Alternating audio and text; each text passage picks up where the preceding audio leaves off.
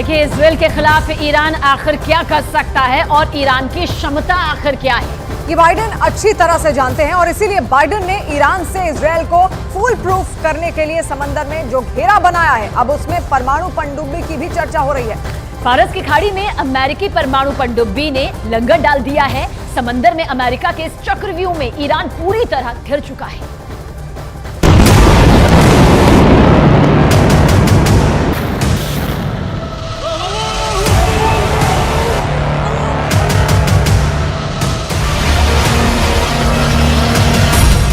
Hamas के खात्मे के बाद नेतन्याहू का प्लान।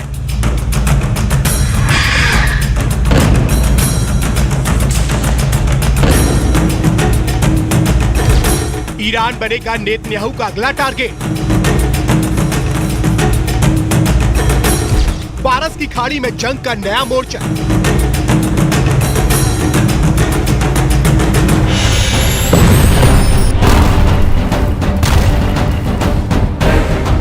अक्टूबर को नेतन्याहू ने हमास के खिलाफ युद्ध का ऐलान किया था।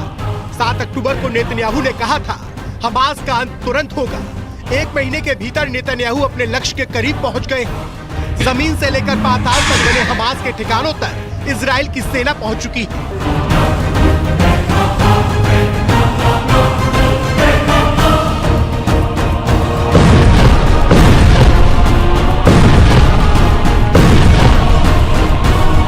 गाजा में इजराइल किसी भी वक्त हमास की संपूर्ण समाप्ति का ऐलान कर सकता है, लेकिन सवाल है कि हमास के अंत के बाद नेतन्याहू क्या करेंगे?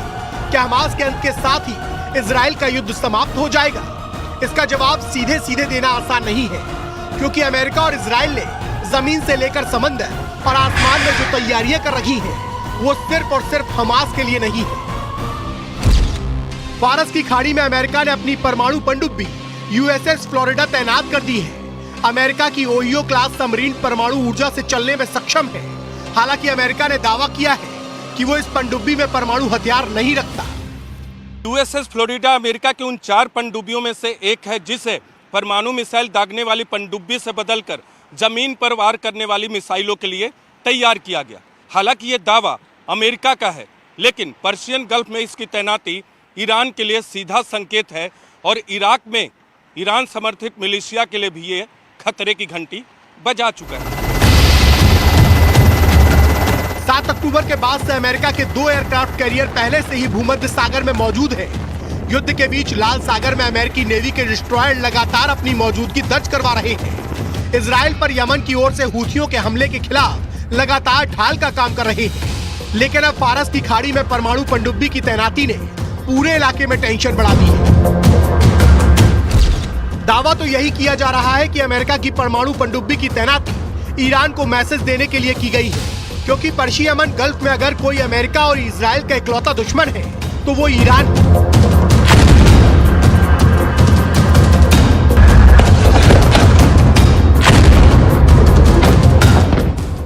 यानी हमास के खात्मे के बाद अमेरिका को भी ये लग रहा है कि ईरान इजराइल के खिलाफ बड़ा खेल शुरू कर सकता है, और इसी खेल को समंदर के रास्ते रोकने के लिए ईरान ने मुकम्मल तैयारी की है।